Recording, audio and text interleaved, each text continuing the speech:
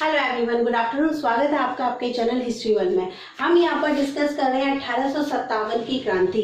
Previous classes में हमने discuss किया है कि क्या अपने 1857 की क्रांति का स्वरूप था, नेचर क्या था, कॉजेस क्या थे, कारण क्या थे और कैसे इसका आरंभ हुआ और किन किन क्षेत्रों में ये फैला। ठीक है, आज हम देखने वाले हैं इसकी असफलता के कारण कि हमारी 1857 की क्रांति असफल हुई तो किन कारणों से असफल हुई है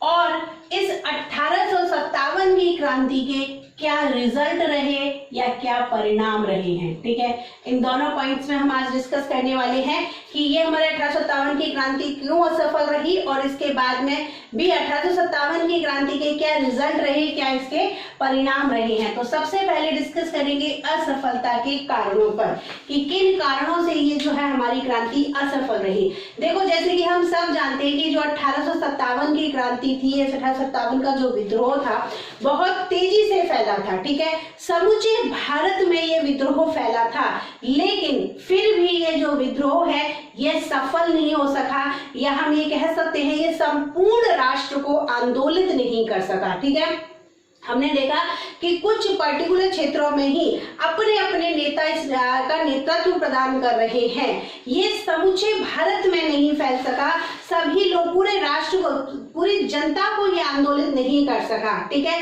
और यही कारण है कि इसका शायद जो तात्कालिक उद्देश्य था कि अंग्रेजों को देश से बाहर निकालना, उसमें ये जो है पूरी तरह से सफल नहीं हो सका। कुछ पॉइंट्स के थ्रू हम देखने की कोशिश करते हैं, जिसमें पहला पॉइंट हम लेते हैं कि संगठन का अभाव।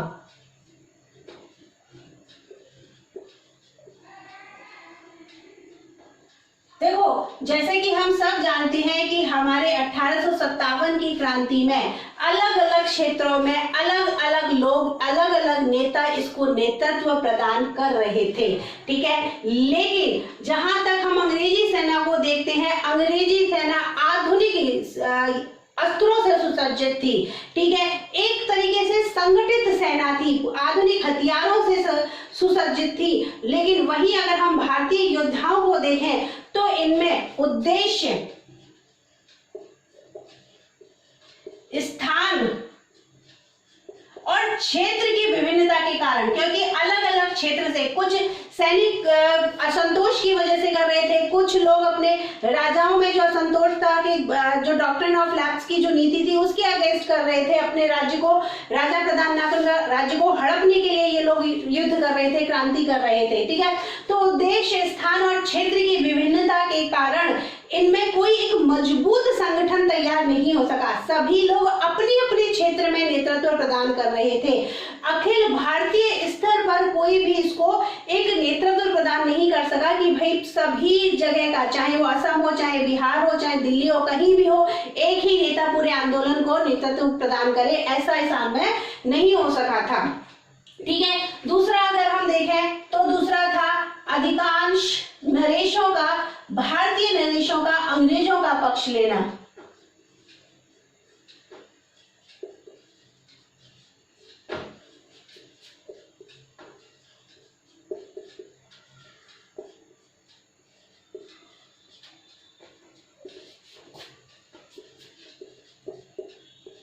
अधिकांश जो भारतीय नरेश थे वो अंग्रेजों के राजभक्त बने रहे।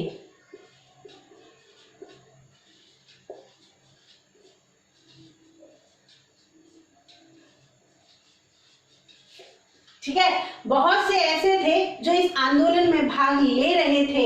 अपने उस समय अगर हम देखें तो 550 से भी अधिक रियासतें थी हमारे यहाँ पर, लेकिन कुछ गिने चुने राजाओं ने ही इसमें भाग लिया। जैसे बिहार में कह लें, दिल्ली में कह लें, झांसी में कह लें, पूना, कानपुर में कह लें, तो कुछ गिने चुने राजाओं ने इन्होंने यहाँ पर भाग लिया था। लेकिन बहुत सारे, यहाँ भी कह सकते हैं अधिकांश राजा ऐसे थे जो कि अपने विद्रोहियों का साथ ना देकर, अपने लोगों का साथ ना देकर अंग्रेजों के राजभक्त बने हुए थे, और इस विद्रोह को दबाने में उन्होंने अंग्रेजों की बहुत मदद की थी। जैसे कि हम देखें, पटियाला है, जींद है, ग्वालियर है, इन सभी के शासक, हैदराबाद है, हैदराबाद के निजाम है, पंजाब, बंगाल, इन सभी राजाओं ने क्या करा, विद्रोह विद्रोहियों का समर्थन नहीं किया बल्कि अंग्रेजों का समर्थन किया और सबसे बड़े राजभक्त रहे थे ग्वालियर के सिंधिया। याद रखना, क्वेश्चन एग्जाम में आता है, सबसे बड़े राजभक्त रहे थे ग्वालियर के सिंधिया।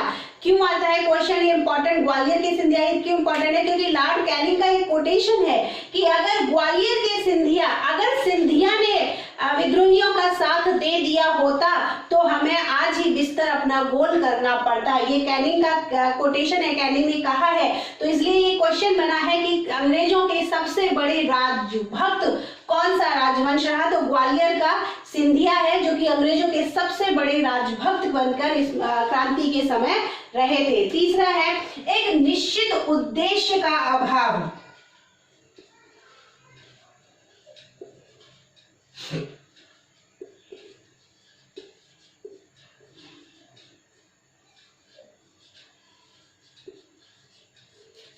एक निश्चित उद्देश्य का अभाव। देखो, विद्रोहियों ने अलग अलग उद्देश्यों को लेकर विद्रोह किया था।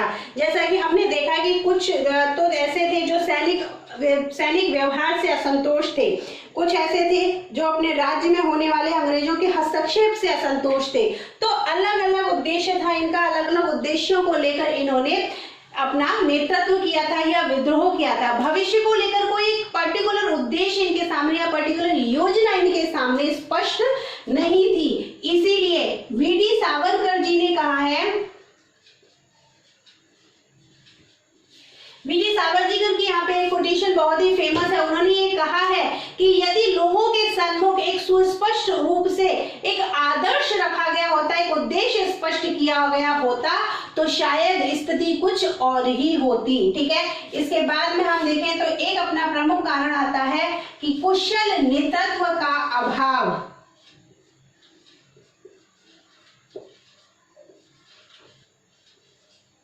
देखो, इसको तो हम ऑलमोस्ट पहले वाले अपने पॉइंट में डिस्कस कर चुके हैं। कुशल नेतृत्व का मतलब ये नहीं है कि जो नेतृत्व प्रदान कर रहे थे वो कुशल नहीं थे, वो मतलब नहीं है। यहाँ पर हमारा मतलब ये है कि सभी अपने पर्टिकुलर क्षेत्रों में नेतृत्व प्रदान कर रहे थे। कुशल नेतृत्व मतलब कोई भी एक ऐसा नेता नहीं था जो सभी लोगों को नेतृत्व प्रदान कर सकता हो। बहादुर शाह, अगर हम देखें कि बहादुर शाह जफर को अपना नेता दिल्ली में बनाया गया, दिल्ली पर अधिकार किया गया, लेकिन बहादुर शाह जफर जो थे वो एक वृद्ध व्यक्ति थे। उनमें इतनी क्षमता नहीं थी कि वो सभी लोगों को नेतृत्व प्रदान कर सके या अखिल भारतीय स्तर पर नेतृत्व प्रदान कर सके। ठीक है, दूसरा, इनमें आपस में कोई तालमेल नहीं था। कोई झांसी में विद्रोह कर रहा है, कोई असम में विद्रोह कर रहा है, कोई महाराष्ट्र में विद्रोह कर रहा है, तो आपस में तालमेल नहीं था। विद्रोह का समय भी अलग अलग था। ठीक है, जो हम कह सकते हैं कि इस असफलता का प्रमुख कारण रहा होगा। इसके बाद में देखें तो बहुत सारे ये थे कि हमारे जो विद्रोही थे, हमारे जो लोग थे, उनके पास में जो साधन थे वो साधन भी सीमित थे। इसके अलावा देखें तो अंग्रेजों के पास में साधन बहुत सारे थे। इसके साथ साथ डलहौजी की उस समय जो डलहौजी ने रेल डाक व्यवस्था, ये सारी व्यवस्थाएं शुरू करी थी, उस व्यवस्थाओं ने भी इस विद्रोह को रोकने में बहुत मदद की। कैसे की? क्योंकि देखो, विद्रोह का समाचार एक जगह से दूसरी जगह पहुंचाने में इन व्यवस्थाओं ने अंग्रेजों का बहुत बड़ा साथ दिया था या बहुत बड़ी मदद की थी। तो जब समाचार एक जगह से दूसरी जगह जल्दी पहुंच रहा है तो वहां पर अंग्रेज बहुत जल्दी अलर्ट हो जाते थे और उस विद्रोह को समाप्त करने या विद्रोह को कुचलने में लग जाते थे। इसके साथ अगर हम देखें कि जो क्रीमिया का युद्ध हुआ था अंग्रेजों के साथ, अंग्रेजों का रूस के साथ में, उसमें भी इन्होंने रूस को पराजित कर दिया। दूसरा, चीन के साथ अफीम युद्ध हुआ था 1856 में, उसमें भी इन्होंने चीन को पराजित कर दिया। तो ओवरऑल सब जगह से इनकी विक्ट्री इनके हाथ में लग रही थी और समुद्र के ऊपर भी अंग्रेजों का अधिकार हो गया था, जिसकी वजह से समुद्र के द्वारा बहुत सारे यूरोपियन सैनिक भारत में इस क्रांति के दौरान बुलाए गए थे। बहुत सारे यूरोपीय सैनिक यहाँ पर बुलाए गए थे। कह सकते हैं कि लगभग 1 लाख से भी ज्यादा यूरोपीय सैनिकों को उस समय भारत में बुलाया गया था इस विद्रोह को दबाने के लिए। ठीक है, इन सभी कारणों से हम देखें तो हमारा ये जो विद्रोह है वो सफल नहीं हो पाया था। ऐसा नहीं है कि हम भारतीयों में उस समय जो विद्रोह कर रहे थे, जो नेता थे, उनमें राष्ट्रीयता का या कुशल नेतृत्व का अभाव था, ऐसा बिल्कुल भी नहीं है। राष्ट्रीयता थी, एक नेतृत्व, कुशल नेतृत्व भी वो प्रदान कर रहे थे। लेकिन हम देखें तो कुछ शिक्षित वर्ग ऐसे थे जिन्होंने इस विद्रोह के लिए उदासीनता बनाए रखी थी, जो कि इस विद्रोह के लिए उदासीन थे, जो कि अंग्रेजों का साथ दे रहे थे। इसी वजह से ये जो विद्रोह है, ये जो आंदोलन है, अपने लक्ष्य को प्राप्त नहीं कर सका था। लेकिन फिर भी इस विद्रोह ने अंग्रेजी सेना को इतनी बुरी तरीके से झकझोर दिया था कि इसके बाद में अंग्रेजी सेना में, अंग्रेजी शासन में कई सुधार किए गए थे। इसका जो तात्कालिक उद्देश्य था अंग्रेजों को बाहर निकालना, उसमें तो ये पूरी तरह से सफल नहीं हो पाया था। लेकिन फिर भी अंग्रेजों को इस तरीके से इस विद्रोह ने हिला दिया था कि इस विद्रोह के बाद में अंग्रेजों को अपने शासन में बहुत कुछ बदलाव करने पड़े थे। ठीक है, तो देखिए हम उसमें देखते हैं कि सबसे पहले जो ईस्ट इंडिया कंपनी के व्यापारियों का यहाँ पर शासन था, वो शासन यहाँ पर खत्म कर दिया गया। ठीक है, व्यापारियों का जो शासन था, जो मैंने आपको बताया था कि 1600 में कंपनी स्थापित करी गई थी और जिसमें 217 व्यापारी थे, और उन व्यापारियों को पूर्व के देशों के साथ में व्यापार करने की अनुमति प्रदान की गई थी। तो पहले तो वही व्यक्ति यहाँ पर शासन कर रहे थे, वही व्यक्ति यहाँ पर लूटपाट कर रहे थे।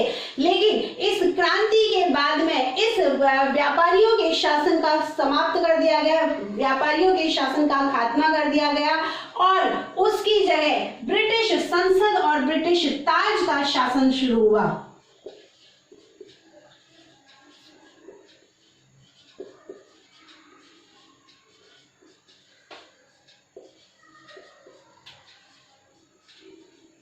ठीक है, ईस्ट इंडिया कंपनी के व्यापारियों का शासन समाप्त कर दिया गया और उसकी जगह ब्रिटिश संसद और ब्रिटिश ताज का जो शासन जो है वो शुरू किया गया। महारानी विक्टोरिया के ताज के अंडर में पूरा शासन ले लिया गया। और इसी की देखो, मैंने आपको बताया था कि इंग्लैंड की क्वीन थी उस समय महारानी विक्टोरिया। कैसे याद रखते हैं? देखो इसमें अंग्रेजों की क्या हुई थी? विक्ट्री हुई थी। तो विक्ट्री से ही आप याद रखना, विक्ट्री से विक्टोरिया। ठीक है, महारानी विक्टोरिया का घोषणा पत्र आया था। ठीक है, जिसको हम ये कह सकते हैं कि 1858 का भारत सरकार अधिनियम।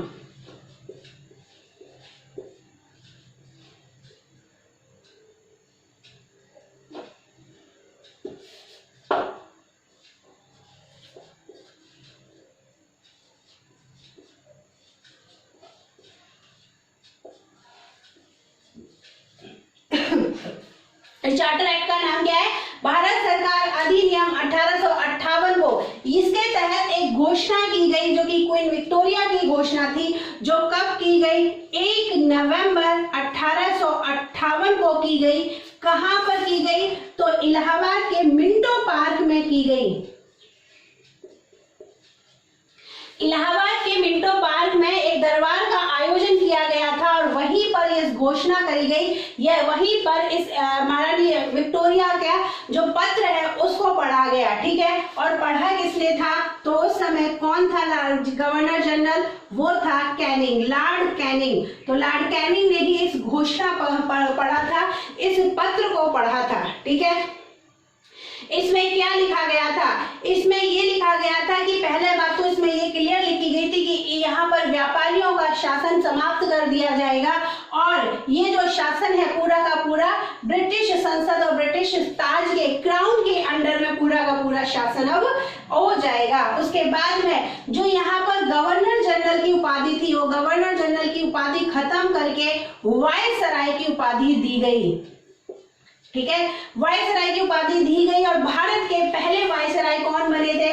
तो पहले वायसराय बने थे लॉर्ड कैनिंग। ठीक, गवर्नर जनरल को वायसराय की उपाधि दी गई और भारत के पहले वायसराय कौन रहे हैं? तो लॉर्ड कैनिंग है जो पहले वायसराय बने थे। मतलब क्या हुआ कि ये जो व्यक्ति, पहले तो व्यापारियों का शासन था, लेकिन अब ये जो वायसराय है वो केवल ब्रिटिश ताज का व्यक्तिगत प्रतिनिधि बनकर यहाँ पर कार्य करेगा। ठीक है, ब्रिटिश ताज का व्यक्तिगत प्रतिनिधि बनकर ये यहाँ पर काम करेगा। व्यापारियों के शासन से अब इसका कोई भी संबंध नहीं रहेगा।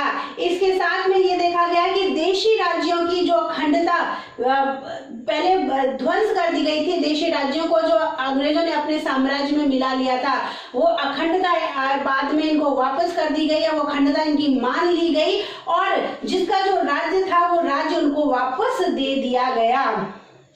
ठीक है, और उनकी सुरक्षा की व्यवस्था भी करी गई।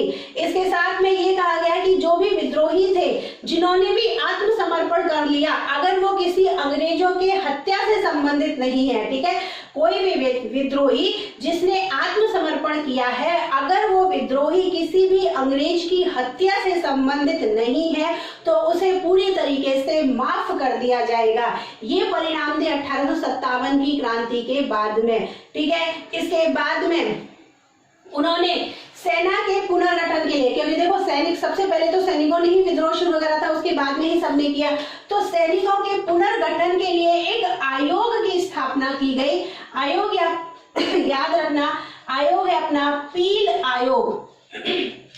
ठीक है, सैनिकों के संगठन के लिए, पुनर्गठन के लिए एक आयोग की स्थापना की गई, पुनर्गठन की स्थापना की गई, पील आयोग। ठीक है, जिसने सुझाव दिया कि यूरोपियन सैनिकों की संख्या बढ़ा दी जाए। ठीक है, यूरोपियन सैनिकों की संख्या बढ़ा दी जाए, जो कि इस विद्रोह से पहले भारतीय और यूरोपीय सैनिकों की संख्या 5:1 थी।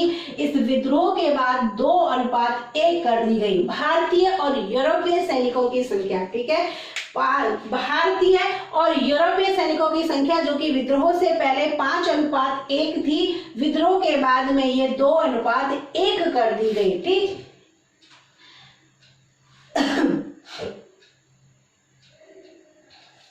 ठीक है, इसके साथ में क्या बदलाव हुआ? 1858 के अधिनियम के तहत भारत में एक भारतीय राज्य सचिव,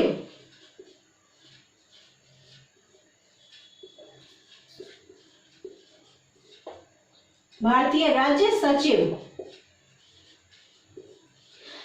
में एक भारतीय राज्य सचिव की नियुक्ति की गई। भारतीय राज्य सचिव की नियुक्ति की गई, सेक्रेटरी स्टेट ऑफ इंडिया की नियुक्ति की गई और इसकी सहायता के लिए 15 सदस्यीय एक सलाहकार परिषद, एडवाइजरी काउंसिल बनाई गई। ठीक है, इसकी सहायता के लिए 15 सदस्यीय मंत्रणा परिषद या एडवाइजरी काउंसिल बनाई गई। ठीक, भारतीय राज्य सचिव और उसकी सहायता के लिए 15 सदस्यों की एडवाइजरी काउंसिल बनाई गई। इसके बाद में देखो, इस विद्रोह के दौरान अंग्रेजों ने एक चीज नोटिस की कि जो भारतीय है, हिंदू और मुस्लिम एक साथ मिलकर यहाँ पर युद्ध कर रहे हैं, तो हिंदू और मुस्लिम को एक साथ तोड़ना यहाँ पर इनको पता चला कि बहुत ही मुश्किल है। इसीलिए इन्होंने एक रूल अपनाया, फूट डालो और राज करो।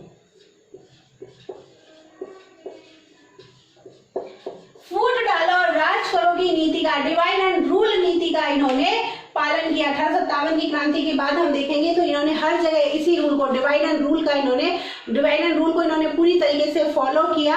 तो ये थे इसके कुछ परिणाम और असफलता के कारण। यहाँ पर 1857 की क्रांति अपनी पूरी होती है। कल से कुछ क्वेश्चंस हम डिस्कस करने वाले हैं। इसके बाद में हम राजस्थान में 1857 की जो क्रांति हुई है, कैसे हुई, कहाँ से प्रारंभ हुई, क्या क्या उसके पॉइंट्स थे, वो सब हम डिस्कस करेंगे। अगर आपको आज का वीडियो पसंद आया हो तो वीडियो को लाइक कीजिए, दोस्तों के साथ में शेयर कीजिए, चैनल को सब्सक्राइब कीजिए। मिलते हैं कल कुछ क्वेश्चंस के साथ में, तब तक थैंक यू सो मच।